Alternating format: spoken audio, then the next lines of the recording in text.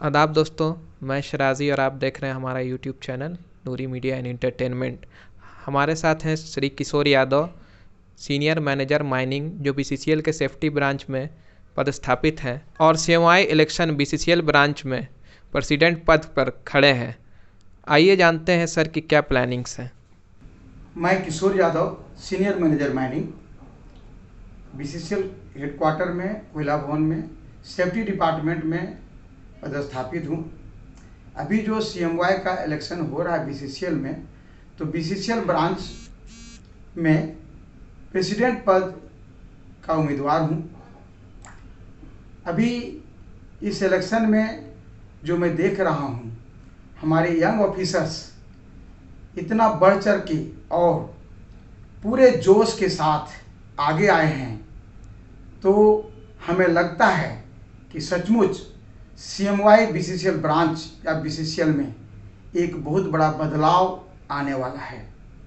मैं सभी वोटर से और सभी ऑफिसर से एक निवेदन करना चाहूँगा कि सभी लोग शांतिपूर्वक जाकर जहाँ पर उनका बूथ होता है वहाँ पर अपने मताधिकार का प्रयोग करते हुए और सीएमवाई को मजबूत बनाने के लिए उचित उम्मीदवार को अपना मत देकर विजय बनाएं, जिससे सीएमवाई बीसीसीएल ब्रांच साथ ही साथ हमारे सभी एरियाज में हमारा सीएमवाई के जितने भी ऑफिस बीरर हों वो अच्छे से काम कर सकें। अभी आज के समय में हमारा बीसीसीएल में ऑफिसर्स के लिए बहुत सारी सुविधाओं से वंचित हैं।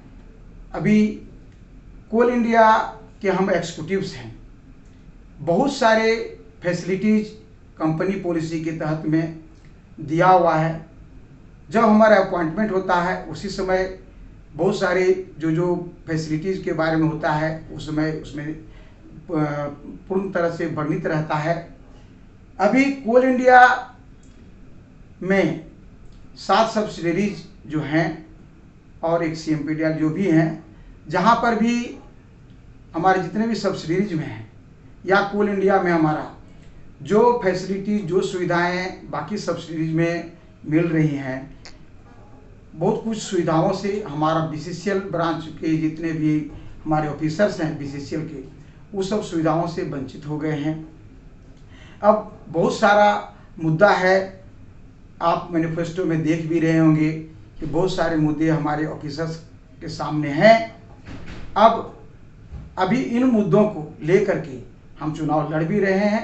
पूर्ण विश्वास है कि यदि हमारा ये टीम बनेगा, इस पूरा टीम पूरा एक साथ हो करके और उन मुद्दों को अपने हायर मैनेजमेंट के सामने शालीनता से रखेंगे, एक ऑनर के साथ, और उन सुविधाओं को अपने ऑफिसर तक दिलाने का पूर्ण प्रयास भी रहेगा।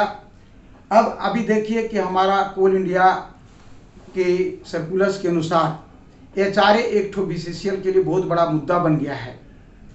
कोल इंडिया में जितने भी सब्सिडीज हैं, कोल इंडिया हेडक्वार्टर में भी हमारे ऑफिसर जितना भी वहाँ पर बाकी सब्सिडीज में चाहे कोल इंडिया में रह रहे हैं, जिनका अपना घर है, तो उन लोग को एचआरए मिलता है।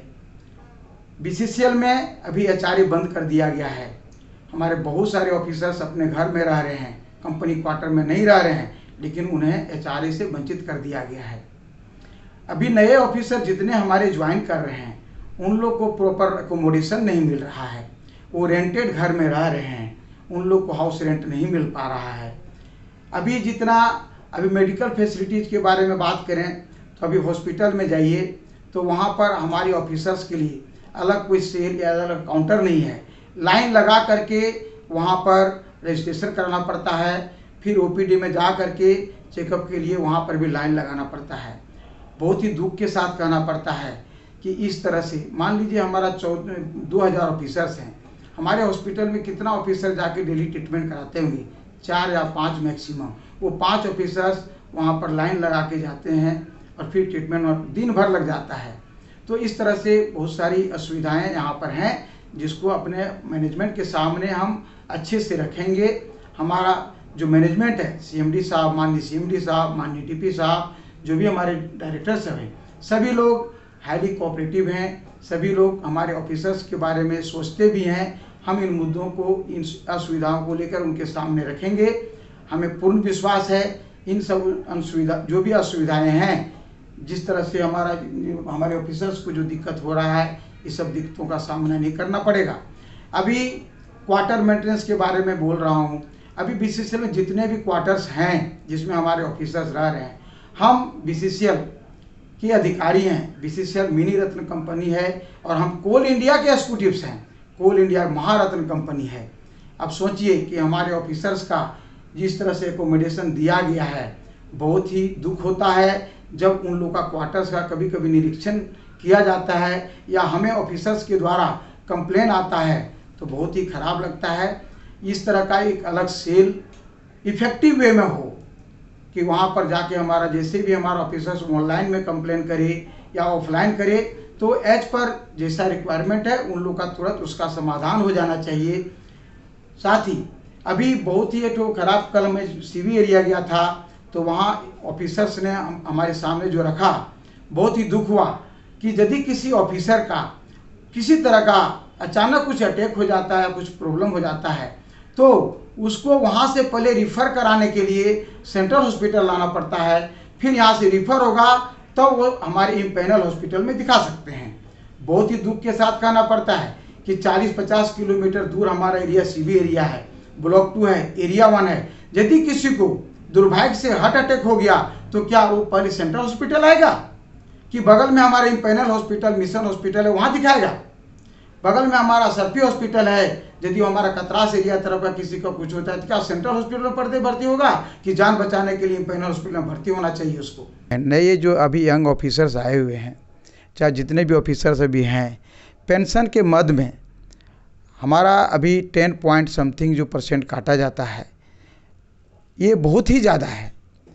यंग ऑफिसर जिसका अभी सर्विस 25 साल 30 साल बचा हुआ है, वो जितना उनका इस मद में पैसा काटा जाएगा, शायद इंटरेस्ट तो छोड़ दीजिए, उस समय उतना पैसा ले भी नहीं पाएंगे रिटायरमेंट के बाद। तो इस संदर्भ में भी बात करना है हमको हायर मैनेजमेंट से। अब अभी जैसे कोल फील्ड अलाउंसेस के बारे में मैं बताना चाहूँगा कि अभी जिस स्थिति में, जिस इन्वायरमेंट में हमारा ऑफिसर्स कोयला का उत्पादन करते हैं, यदि सुबह निकलते हैं ड्यूटी के लिए और जो शाम में लौटते हैं तो पूरा गर्दा से भरा हुआ रहता है, चेहरा पूरा कपड़ा लदा हुआ रहता है गर्दों से। फिर जिस जगह पर रहते हैं, यदि सुबह साफ़ किया जाए घर को तो शाम में एक परत गर्दा का बैठ जाता है। इस एवज में हमारे ऑफिसर्स को कोलफील्ड अलाउंसेस मिला करता था। ये जो पे हमारा जो 2017 में नया रिवीजन हुआ, उसमें कोलफील्ड अलाउंस को माइनस कर दिया गया। ये बहुत ही दुख के साथ करना पड़ता है कि क्या कोलफील्ड अलाउंसेस किस लिए बंद कर दिया गया? क्या इन्वायरमेंट अच्छा हो गया? क्या हमारा डस्ट खत्म हो गया? यदि ये जो हमारा कोलफील्ड अलाउंसेस जो पहले मिलता था जितना %, वो अभी भी मिलना चाहिए। ये भी हमारा एक तो ऐसा मुद्दा है जिसको हम अपने हायर मैनेजमेंट के पास रखेंगे और ये भी दिलाना बहुत ज़रूरी है।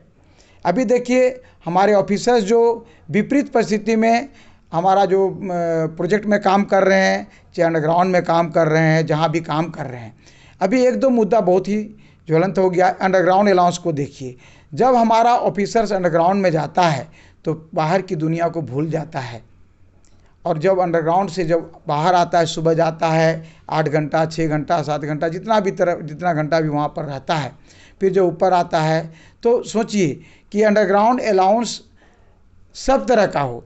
यदि हमारा कोई माइन अंडरग्राउंड चल रहा है या जो मेरा पंपिंग भी हो रहा है तो हमारा ऑफिसर्स को वहाँ सेफ्टी पर्पस से या इंस्पेक्शन पर्पस से जाना पड़ता है, या हमारा जहाँ पर प्रोडक्शन भी हो रहा है हमारे ऑफिसर्स वहाँ पर योगदान भी देते हैं।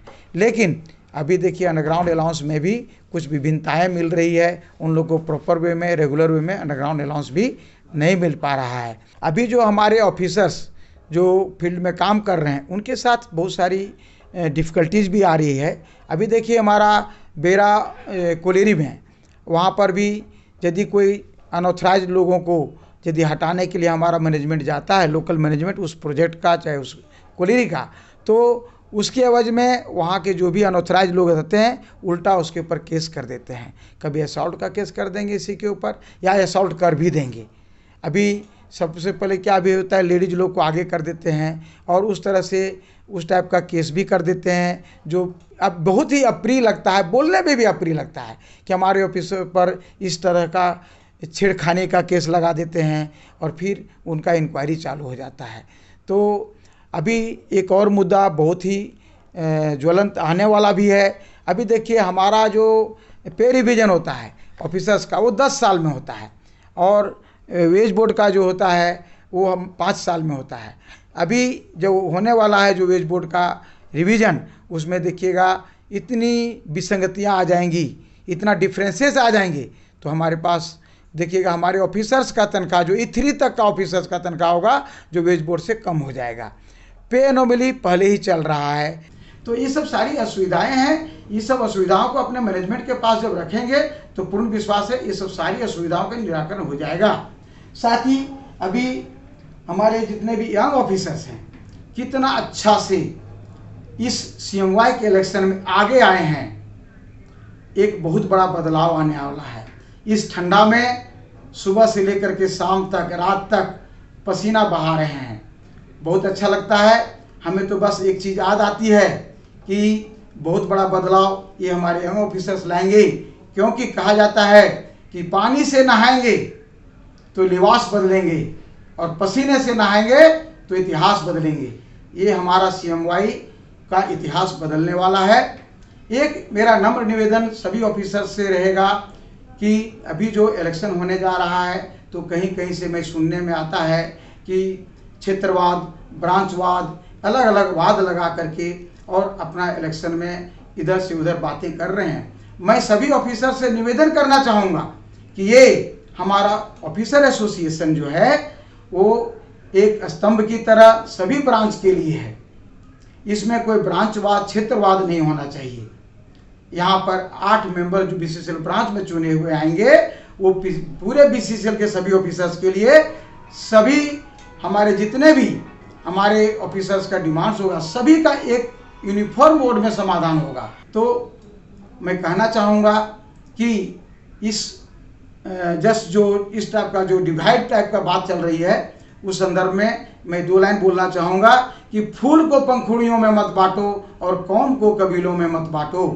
एक समंदर की तरह है CMY हमारा, इसे झीलों और तालाबों में मत बांटो। सभी लोगों से नम्र निवेदन है कि शांतिपूर्वक जा करके वहाँ पर अपना मताधिकार का प्रयोग करें और जिस योग्य उम्मीदवार जो आपको नज़र आता है अपने योग्य उम्मीदवार को अपना मतदान दे करके उसे विजयी बनाएं और ओवरऑल CMY को मजबूत बनाएं। बहुत बहुत धन्यवाद। चलिए, बहुत बहुत शुक्रिया नूरी मीडिया एंटरटेनमेंट से बात करने के लिए।